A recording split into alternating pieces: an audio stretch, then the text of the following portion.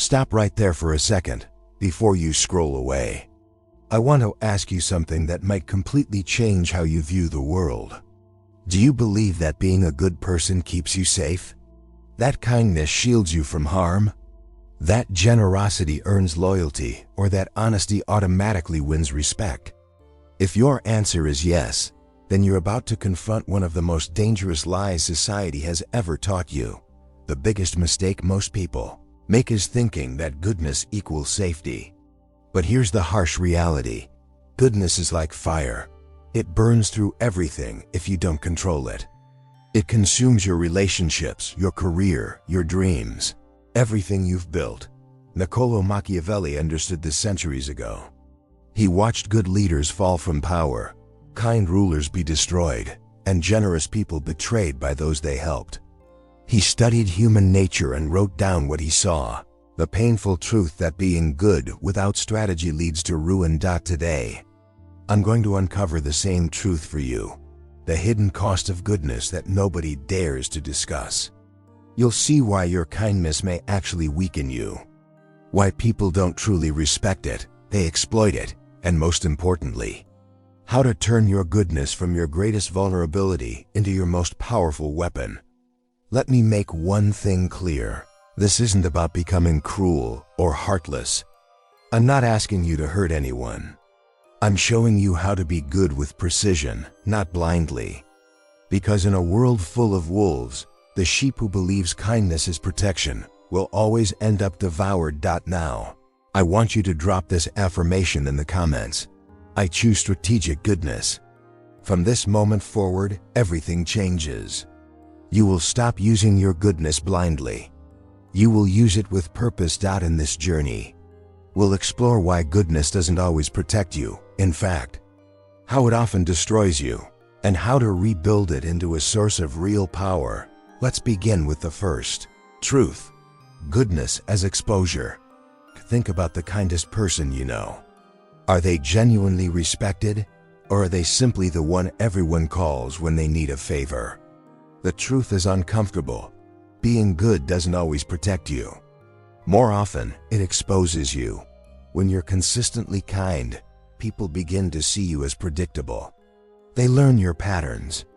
They realize you won't argue back, that you'll always say yes, and that you'll tolerate being pushed around because you're too nice to fight for yourself. Slowly, your goodness stops being seen as strength and starts being seen as weakness. You become the coworker who's taken for granted, the friend who always pays the bill, the relative who sacrifices their own comfort to help others, even when it hurts. Let me tell you about someone who learned this the hard way.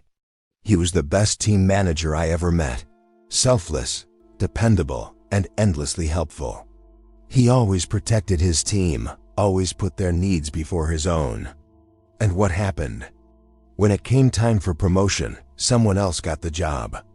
Why? Because the nice guy didn't look like a leader. He looked like a servant. That's the dark side of kindness. People don't respect constant goodness, they exploit it. When someone is always available, their help loses value. When someone never enforces boundaries, those boundaries cease to exist. And when someone never shows their teeth, the world assumes they don't have any. Your goodness becomes your weakness because it signals that you're safe to take advantage of. Machiavelli once wrote, "The lion cannot protect himself from traps, and the fox cannot defend himself from wolves. One must therefore be a fox to recognize traps and a lion to frighten wolves." You've been trying to survive as a sheep in a world full of wolves. And that's why you keep getting hurt. Now let's move to the next truth, one that will make you question everything you know about generosity. The generosity trap. Here's something that will completely change the way you see generosity. The more you give, the less people value what you give. It sounds upside down, but it's true. Generosity earns you applause in the short term. People thank you, praise you, tell others how wonderful you are. It feels amazing. But over time, something dark happens. Your generosity stops creating gratitude and starts breeding dependency, entitlement, and even resentment. Think about it. When you help someone once, they're grateful. Help them twice, and they're thankful. Help them 10 times, and they start expecting it. Your exceptional kindness turns into their new normal. And the moment you stop giving, they don't remember the 9 times you said yes. They only remember the 1 time you said no. Suddenly, you're the selfish one. You've gone from hero to villain simply because you stopped feeding their expectations. You can see this everywhere, in families, friendships, workplaces. Picture parents who constantly give their children everything they ask for. At first, the kids are excited and appreciative. But soon, the gifts stop feeling special. A new phone isn't a treat anymore. It's just what mom and dad are supposed to do. When the parents finally say no, the children feel betrayed, calling them unfair. It's the same with friends. You're the one who always pays for dinner, always gives rides, always helps move furniture. At first, everyone's thankful. Eventually, they stop saying thank you at all. They just assume you'll handle it. And when you finally ask for a favor back, everyone's suddenly too busy. That's the generosity trap, giving until giving becomes your identity. When you try to stop, people act as if you've broken an unspoken contract. Your endless generosity doesn't build loyalty, it builds addiction. People get hooked on your giving, and like any addict, they get angry when the supply runs dry. The psychology behind this is simple. Humans adapt to good things. What once felt generous soon feels expected. It's called hedonic adaptation. Repeated kindness loses its impact. It becomes invisible. People stop noticing the good you do because it's constant. But when you finally say no, that's what they remember. Machiavelli understood this centuries ago when he wrote, "Benefits ought to be conferred gradually, so that they may be more fully enjoyed. Scarcity creates value. Abundance destroys it." There's a reason why some of the most good people you know leave you feeling uneasy. Because sometimes, goodness is just theater. The world runs on appearances, not intentions. And nowhere is this clearer than in the performance of virtue. Being good doesn't always mean doing good. It often means looking good. Machiavelli warned rulers centuries ago, a prince doesn't need to be virtuous, he only needs to appear virtuous. The same rule applies today in politics, business, and even friendships. The illusion of goodness opens more doors than genuine kindness ever will. Think about social media. People don't post acts of kindness quietly anymore, they record them. A donation, a rescued animal, a moment of empathy, all filmed, edited, hashtagged, and uploaded. Why? Because virtue has become a form of currency. The more good you appear, the more trust, sympathy, and influence you gain. It's not about helping others. It's about building a personal brand. Even in daily life, we wear this moral mask. We compliment people we secretly dislike, offer help we don't mean, or stay silent when truth might cost us approval. It's not hypocrisy, it's survival. Society rewards perception. Those who master appearances rise, while those who reveal too much sincerity are often punished for it. But this illusion comes with a price. The more you maintain an image of perfection, the more trapped you become by it. You can't show anger, fear, or doubt, because that would shatter the illusion. You start performing kindness instead of feeling it. You begin living for applause instead of authenticity. It's exhausting and dangerous. Because once you confuse appearance with essence, you lose your moral compass. You start believing your own performance. You convince yourself that being seen as good is the same as being good. And that's when corruption hides in plain sight, behind smiles, charities, and slogans. The philosopher La Rochefoucauld said it best, hypocrisy is the tribute that vice pays to virtue. In other words, even evil knows it must disguise itself as good to survive. That's how powerful the mask is. Here's the paradox.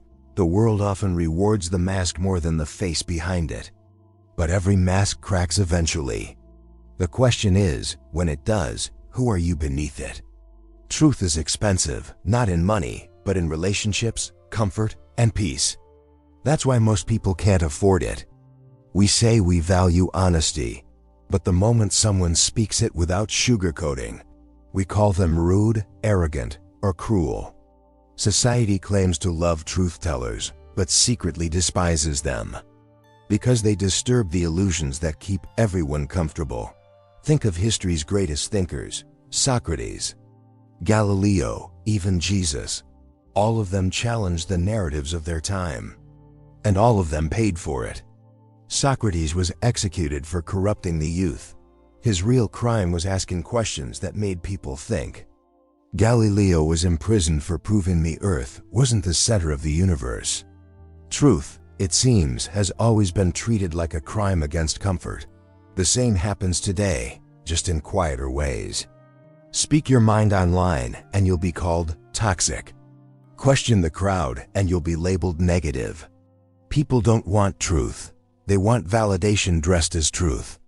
They crave comfort more than clarity. And when you refuse to play along, you become a threat. The truth-teller's burden is loneliness. When you see what others deny, you walk a path few can follow. Your clarity isolates you. The more awake you become, the fewer people can understand you. That's why so many thinkers and creators describe truth as both a gift and a curse. It frees you, but it also separates you from the herd. Yet, truth has a strange kind of gravity. It doesn't fade with time, it endures. Lies need constant maintenance. Truth stands on its own. That's why truth-tellers eventually outlast their critics. History remembers them not as troublemakers, but as visionaries. So, if you've ever been rejected for being honest, remember this. It's not a flaw, it's a test. You're being asked whether you'd rather be accepted for your lies or respected for your truth. Most choose the first. The few who choose the second shape the world. Nietzsche once said, "People don't want to hear the truth because they don't want their illusions destroyed. But if you want a meaningful life, you must destroy illusions, starting with your own." Write this in the comments if it resonates. Truth is my rebellion. Everyone says they want peace, but peace rarely teaches. Growth doesn't come from calm waters, it's born in storms. Chaos, not comfort, is what shapes character. Yet most people run from it. They pray for stability, routine, predictability. But if life gave them that, they'd decay. Comfort numbs. Chaos awakens. Think about every major transformation you've had. It never started when things were easy. It began when your plans collapsed, when people left, when certainty disappeared. Those moments you cursed it as unfair were, in truth, the birth of a new version of you. Chaos is the sculptor, and pain is the chisel. Carl Jung understood this deeply. He said that there is no coming to consciousness without pain. Meaning, we don't grow by avoiding the shadow, we grow by walking through it. The darkness you fear is not the enemy. It's the initiation. Every breakdown carries the seed of breakthrough. Look at nature. Forests burn so that new ones can grow. Snakes shed their skin to keep living. Stars collapse before they shine brightest. Destruction and creation are the same force wearing different masks. Humans are no different. When everything around you falls apart, it's not punishment, it's purification. But we resist it. We cling to stability because uncertainty feels like death. We mistake discomfort for danger, when in reality, it's evolution knocking. The cocoon feels like a coffin until the butterfly learns to fly. The greatest mistake is believing that chaos means something has gone wrong. In truth, it means something is finally changing. The universe doesn't break you to hurt you. It breaks what's false so that truth can emerge. You lose friends, jobs, relationships not because you're being punished, but because those chapters can't survive your next level. The people who thrive aren't those who avoid chaos. They're the ones who dance with it. They learn to breathe in the fire, to find rhythm in disorder. They stop asking, "Why me?" and start asking, what is this trying to teach me? Marcus Aurelius, the philosopher king, wrote, "The obstacle is the way. Chaos isn't in your path. It is the path." Most people mistake strength for hardness. They think being strong means never showing pain, never bending, never breaking. But real strength is the opposite. It's flexibility, not rigidity. What never bends, eventually snaps.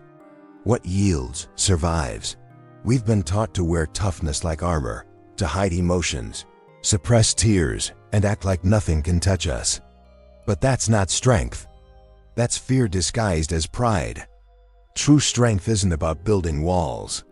It's about standing open while the storm rages, and trusting you'll still be standing when it passes. The oak tree looks powerful, yet one strong wind can uproot it.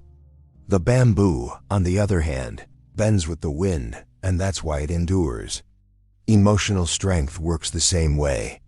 Those who bend don't break. Being vulnerable doesn't make you weak, it makes you real.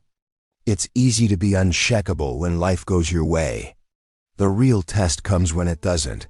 Strength is getting up again after you've fallen, even when no one's watching, even when no one cares.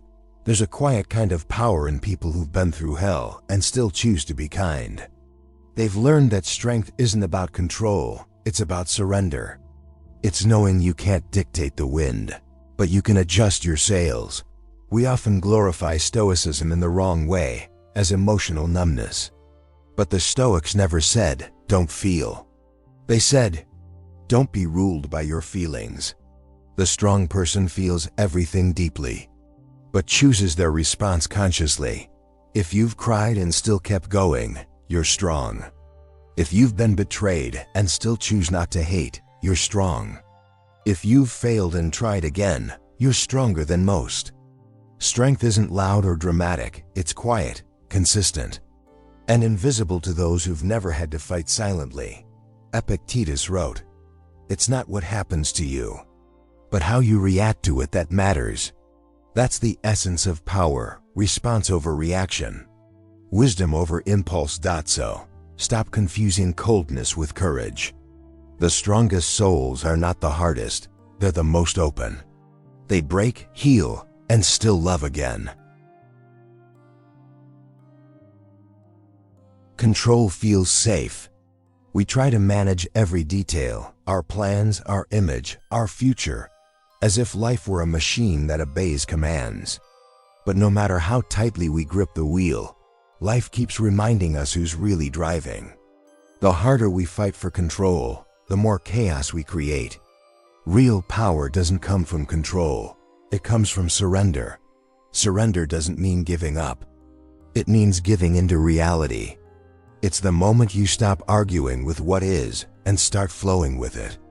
The river doesn't fight the rocks, it moves around them. The universe works the same way. Resistance creates friction. Acceptance creates movement. We mistake surrender for weakness because we confuse it with passivity. But surrender is active. It takes courage to let go of what's not working, to release expectations, relationships, or versions of yourself that no longer fit. That's not weakness. That's wisdom. Every major transformation begins with surrender. You lose a job, and only then do you find your purpose. A relationship ends, and only then do you discover who you are alone. Surrender clears space for alignment. Control keeps you trapped in repetition. When you surrender, you shift from force to flow. You stop trying to make life obey you and start listening to where it's leading you. That's when synchronicities appear, when doors open without struggle, when things click in ways logic can't explain. The Taoists call this wu wei, effortless action. It's not laziness. It's intelligent harmony with the natural order of things. You act, but without attachment to results. You move, but without desperation. You trust that what's meant for you doesn't need chasing. Ironically, the moment you let go of control, you gain true control, not over life, but over yourself. You can't command outcomes, but you can master your responses. That's the highest form of power, calm in the storm. Trust in uncertainty. Alan Watts said it best. The only way to make sense out of change is to plunge into it. Move with it and join the dance. So stop gripping the wheel. Relax your hands. Life knows the way. Most people fear being alone because they've mistaken solitude for loneliness. But they're not the same. Loneliness is the pain of being with yourself. Solitude is the peace of finally knowing yourself. The difference isn't in the silence. It's in how you meet it. We spend most of our lives surrounded by noise, conversations, notifications, opinions. The moment that noise fades, we panic. We grab our phones, turn on music, call someone, anything to avoid being alone with our thoughts. But that's where the truth hides, in the quiet. Solitude is not isolation. It's recalibration. It's where the external voices fade and your inner voice finally becomes audible. Great thinkers, artists, and mystics throughout history understood this. Nietzsche, Thoreau, and even Buddha all sought solitude not to escape the world, but to understand it. Because you can't see your reflection in moving water, only when it's still. When you withdraw from constant stimulation, you start to recognize how much of your life was built on distraction. You realize that half of your desires were never yours. They were borrowed from the crowd. Solitude strips away the noise and brings you back to authenticity. That's why solitude feels uncomfortable at first. You're detoxing from the chaos of collective thought. But if you stay long enough, peace replaces discomfort. You begin to enjoy your own company. You stop chasing validation because you found something deeper. Self-connection. The paradox is that solitude makes you more connected to the world, not less. When you know yourself, you stop demanding others to fill your void. You enter relationships from wholeness, not need. You can give freely because you're no longer giving to get. Khalil Gibran wrote, "Solitude is a silent storm that breaks down all our dead branches. It's pruning for the soul, painful but necessary for new growth. So don't fear the silence. Step into it. Sit with it. Learn from it." Solitude is the forge where wisdom, creativity, and real power are born. Everything you've been chasing, love, success, peace, validation, has always been pointing you back to one place, yourself. The search for meaning begins outward, but always ends inward. It's the great cosmic joke. You spend years climbing mountains only to discover the treasure was buried beneath your feet all along. We keep thinking happiness is somewhere out there, in the next achievement, the next relationship, the next version of ourselves. But the more we chase, the more distant it becomes. The truth is, what you seek doesn't need to be found, it needs to be remembered. You were whole before the world told you otherwise. Every label, expectation, and comparison layered over your essence until you forgot who you are. That's why the journey of awakening often feels like loss, because you're shedding everything that isn't you. When you start turning inward, you stop living reactively. You stop letting other people's opinions dictate your worth. You stop mistaking motion for progress. You begin to live intentionally, not from fear, but from alignment. Meditation, solitude, reflection, these aren't escapes from life. They're returns to it. They bring you back to the still point beneath the chaos, the silent witness that remains untouched no matter what happens outside. That's the self that can't be broken, manipulated, or lost. This is what the mystics meant by enlightenment. It's not a glowing aura or divine light. It's the simple, profound recognition that you were never separate. The peace you seek is not something to attain. It's something to uncover. You realize that every challenge was a teacher, every loss a redirection, every failure a doorway. Life was never against you. It was always guiding you home. When you reach that understanding, gratitude replaces fear. You stop asking, "Why me?" and start whispering, "Thank you." You move through life with quiet strength, no longer desperate to prove anything. You become still, but powerful, like the ocean beneath the waves. So, take a breath. Stop searching for a destination and start remembering the truth. You are it. Write this in the comments as a final reminder. I am home within myself. And if this message found you today, it wasn't by accident. The timing was perfect. You were ready to hear it. So don't forget to like the video and subscribe to the channel. Also, share your thoughts in the comments below. Thank you for watching and see you next time.